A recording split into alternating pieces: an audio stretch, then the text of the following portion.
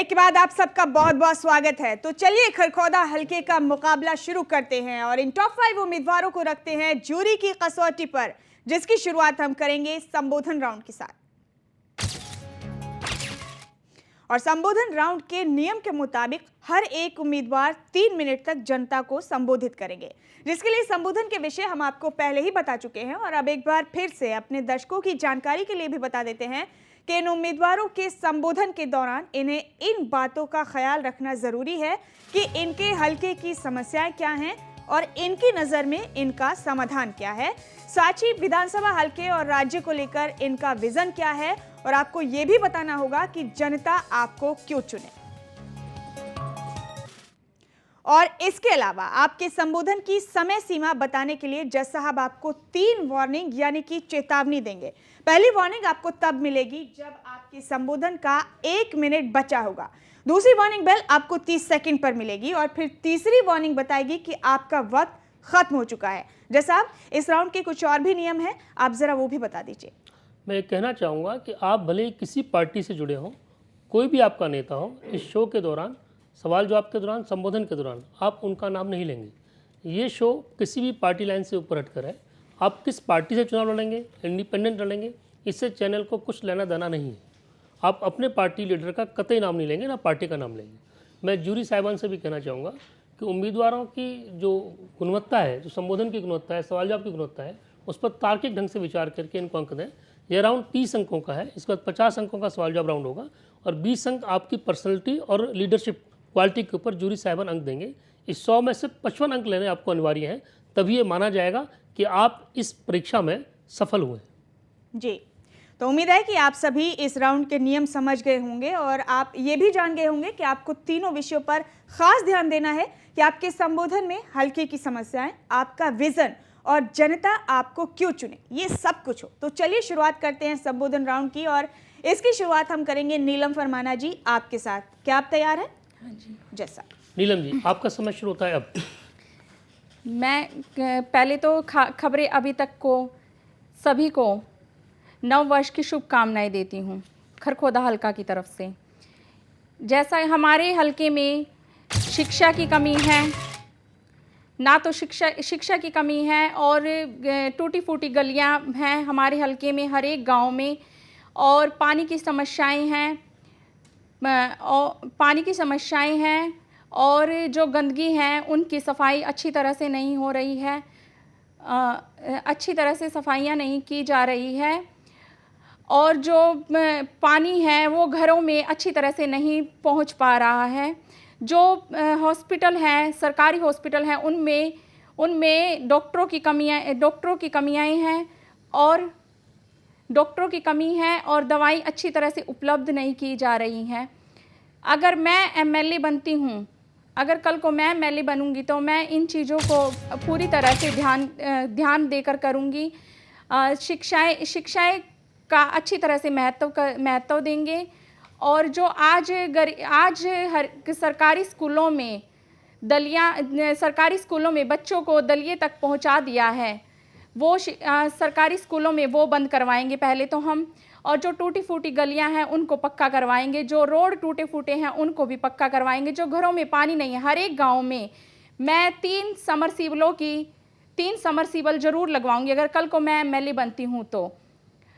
अगर जनता मुझे चुनेगी, अगर कल को जनता अगर कल को मुझे चुनती है तो मैं इन चीज़ों को अच्छी तरह से ध्यान रखकर लोगों की समस्याओं को पूरा महत्व दूंगी। बोलिए। अगर जनता पूरी 36 बिरादरी के लोग हमें अच्छी तरह से 36 बिरादरी के लोग एमएलए को चुनेंगे, ना कि एक आदमी, एक गांव का आदमी एक एमएलए को। इस तरह से मैं यही रिक्वेस्ट करना चाहती हूं सभी हलके वासियों को, खरखौदा हलका के हलके में से ही उम्मीदवार को चुना जाए जो आपके हलके का है और साफ छवि का हो, सुथरा छवि का हो। मैं सिर्फ यही खरखौदा हलका से रिक्वेस्ट करूंगी कि आपके हित के लिए लड़ सके, ऐसे एमएलए को आप चुने जो आपकी समस्याओं को ध्यान में रखकर पूरा करें और जो आप आपके हितों के बारे में 24 घंटे आपके बीच में खड़ा मिले और आपकी समस्याओं को पूरा ध्यान में रख कर करें। ना कि एक जनता नहीं आपको एमएलए बनाएगी, 36 बिरादरी के लोग आपको एकजुट करके एमएलए बनाएंगे। मैं लोगों के बीच में यही समस्याओं को पहुंचाना चाहती जी हूँ। नीलम जी, आपका समय ही समाप्त होता है संबोधन का। तो खरखौदा के टॉप 5 उम्मीदवारों में से पहली उम्मीदवार नीलम फरमाना का संबोधन आपने सुना और अब रुख करेंगे हम रामनिवास खरखौदा जी का और जानेंगे कि आप अपना संबोधन कैसे अपनी जनता के सामने रखते हैं। आप तैयार हैं? यस। जी जैसा रामनिवास जी, आप अपना संबोधन शुरू कीजिए। सबसे पहले मैं दिल्ली में पहुंचने पर मैं आपका सबका स्वागत करता हूं। और देखिए, खरखौदा हल्के में अनेकों समस्याएं हैं। सबसे पहले बिजली, पानी, गंदे पानी की निकासी है और आज के टाइम में अस्पतालों में भी बुरा हाल है, शिक्षा का बुरा हाल है और प्रशासक का भी बुरा हाल है। किसान मजदूर आज परेशान हैं। गरीब, हरिजन, बैकवर्ड जो बीपीएल के अंदर है, इतना बुरा हाल है उनका कि समय पे मतलब ऐसे व्यक्तियों के नाम आए हुए हैं कि मतलब उनका जो योग्य व्यक्ति हैं उनको तो मिल नहीं रहा है और जिन ऐसे व्यक्ति को मिला है जो इस लायक नहीं है।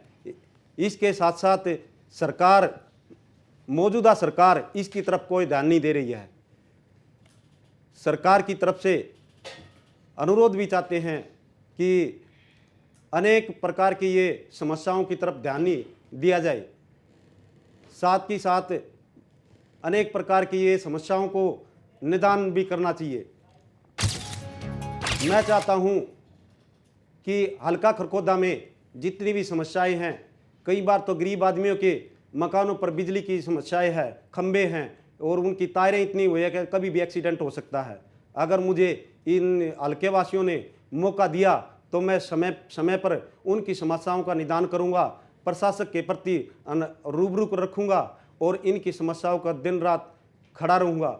और मैं सरकार से आग्रह कर चाहूँगा कि इस तरह की समस्याएं हमेशा के जनता के बीच में प्रशासक के जरिए, अधिकारियों के जरिए इनको सुलझाना चाहिए ताकि आम जनता को दुविधा में न रह सके।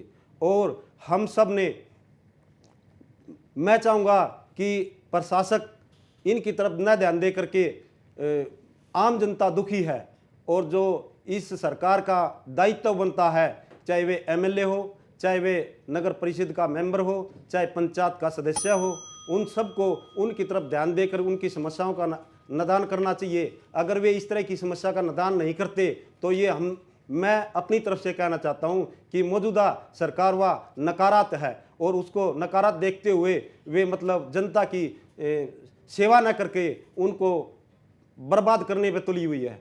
इसलिए मुझे मौका मिला, मैं 24 घंटे जनता की सेवा, खरखौदा वासियों की सेवा करता रहूँगा और मैं कभी भी इस जनता को धोखा नहीं दूंगा। इसलिए मैं आप खरखौदा वासियों से अनुरोध करता हूं कि मुझे मौका दिया जाए और मैं आपकी सेवा 24 घंटे खड़ा होकर के दे सकूं, 36 बिरादरियों की सेवा कर सकूं, चाहे किसान हो, मजदूर हो, व्यापारी हो, चाहे किसी भी तरह का हो। इसलिए मैं चाहूँगा कि जनता ऐसे उम्मीदवार चुने जो आपके हर वक्त दुख दर्द में आपकी समस्याओं का निदान करे, प्रशासक के साथ भी, गुंडागर्दी के साथ भी आपका समय समाप्त होता है। जी,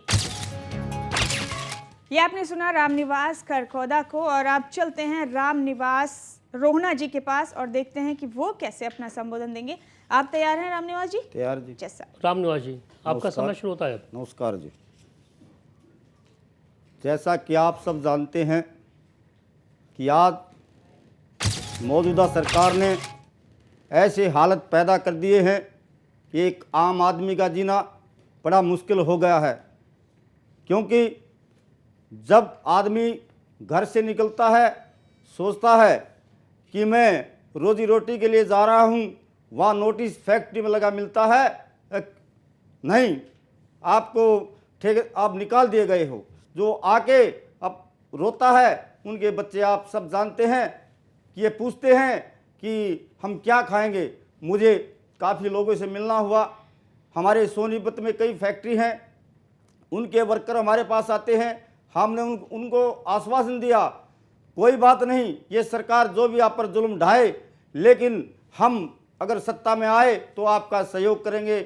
और मैं अगर मुझे मौका मिला कि एमएलए खरखोदा हल्के का बनूं, तो मैं आप लोगों से आश्वासन देता हूं और बड़ा आपको मैं प्रार्थना करता हूं कि आप जैसे ही हमारे लिए कुछ आपने बचपन से किया, 1994 में मेरे को जिला परिषद का सदस्य बनाया, उसका अब समय आ गया है आप लोगों के साथ मिलके। आप सब जानते हैं कि आज गांव-गांव में पानी की समस्या है, गांव-गांव में गली की समस्या है। जब आप किसी काम के लिए ऑफिस में जाते हैं, वहां आपसे पैसे मांगे जाते हैं। इस भ्रष्ट सरकार को आपने बदलना होगा, ये मौजूदा सरकार को आपने बदलना होगा, क्योंकि आप सब जानते हैं कि हम बचपन से आप लोगों के साथ रहे हैं। आप लोगों के हम किसी भी काम कोई हुआ, बिजली का बिल ज़्यादा आया हो, हम आपके साथ गए हैं। आपको जब जब किसी डॉक्टर के प्रति कोई शिकायत हुई हो, किसी पुलिस वाले के प्रति शिकायत हुई हो, हम आपको रात और दिन आपके साथ रहे हैं और साथ रहने का वादा भी करते हैं, क्योंकि आप लोग 36 बिरादरी के लोगों से मेरी यही विनती है, यही प्रार्थना है, किसान भाई से, दुकानदार भाई से, सबसे मेरी यही प्रार्थना है कि मौजूदा सरकार को, जो कि एक किसान है, उसकी भूमिहीकरण हो रही है।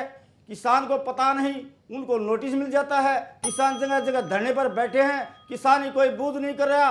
और एक मजदूर और किसान, एक नारा था, मजदूर और किसान जब तक जिंदा है तो हिंदुस्तान का नागरिक जिंदा है। आज हिंदुस्तान का नागरिक जिंदा रहने की स्थिति में नहीं है। आज किसान फांसी खा रहा है, किसान को समय पर बिजली नहीं मिलती, किसान को समय पर खाद नहीं मिलता, और किसान आज हिताश है, निराश है, बड़ा विवश है।